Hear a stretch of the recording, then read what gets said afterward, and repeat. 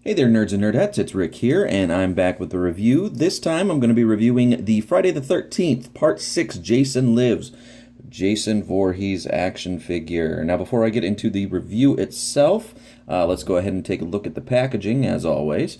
This is standard NECA fare. This is by NECA Toys. Standard Ultimate box, what's become their standard Ultimate style box. I don't know what the official name of this would be. Windows style, perhaps? I don't know. Inside, you got a nice graphic of the figure itself, a figure of Jason. You've got, I'm assuming this is a table, a workshop table, coffin of some sort. I believe it's a coffin, looking down at Jason's grave. Yeah, we're looking down at Jason's grave, because there's his headstone. Rick does his research before he does his reviews. Duh. All right, on the side, we got Friday the 13th, Jason Lives, same here on the top. On the back, as a child, Tommy Jarvis did what many others died trying to do. He killed Jason Voorhees, the mass murderer who terrorized the residents of Crystal Lake. Years later, tormented by the fear that maybe Jason isn't really dead, Tommy and a friend make a fateful trip to Jason's grave. And then there's some graphics of the figure itself. Okay, so let's get to the actual figure of Jason. Nothing out of the ordinary here. Let's get some better light so we can take a look here. Because we're running a rinky-dink operation. And don't worry, folks, I will be upgrading soon. I will be getting a different review area. So it'll look a little bit more professional. So look out, Pixel Dan, I'm coming for you.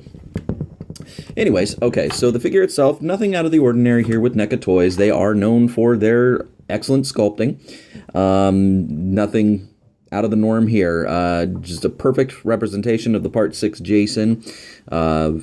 Beautiful detailing, beautiful paints, nothing horribly shaded or washed. Wonderful detailings, wrinkles here in the clothing. The one thing that they do beautifully, NECA Toys, is they make it look like actual clothing. So, say like we've got the belt cinched here, the clothing reacts appropriately to how the belt would be cinched and what a shirt would look like. So, lots of little details here. We got his little work belt here. He comes with two sheaths, one for the machete, one for his knife, which does come out. That is an accessory here. If I can, there we go. Got a little knife to stab people. Get back in there. There we go. A little bit of blood here on the pants. Again, beautiful detail work here with the wrinkles and whatnot. Even shoelaces. You know, a lot of companies they gloss over details. NECA does not, never has. We got the gloves here. I love that his decaying skin is showing underneath even the wrists, under the gloves. Fine detailing here. Just had a bug fly in my mouth. What the hell is going on with this review? Another good touch here with the mask.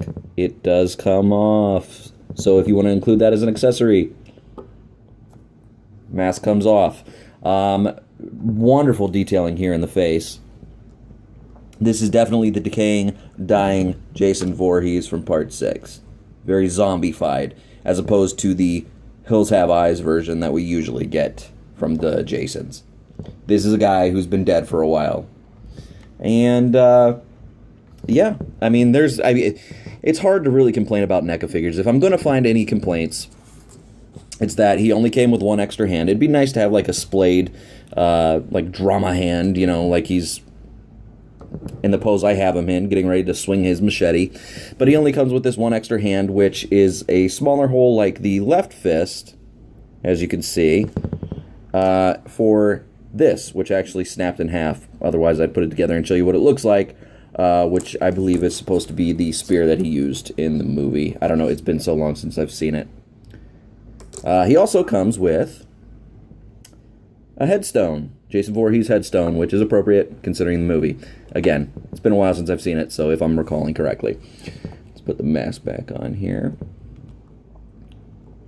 If there is one thing I will complain about other than wishing that there was another hand, the hips here are a little bit loose, so they do wobble. I haven't run into a problem yet. He hasn't fallen over on me, but I could foresee that being a problem for some if they, You try to get them into any dynamic poses.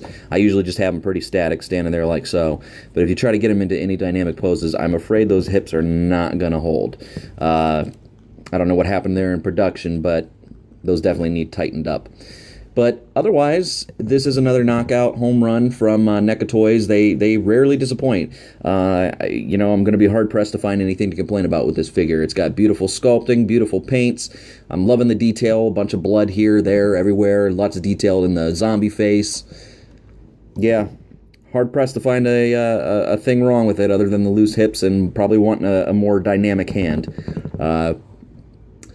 I highly recommend that if you're a Friday the 13th fan, if you're a Jason Voorhees fan, pick this guy up.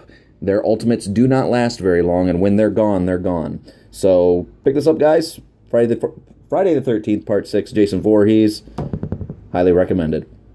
Have a good one. Sorry for the short review. I will have a bigger review up later this week. We'll talk to you guys later. Have a good day.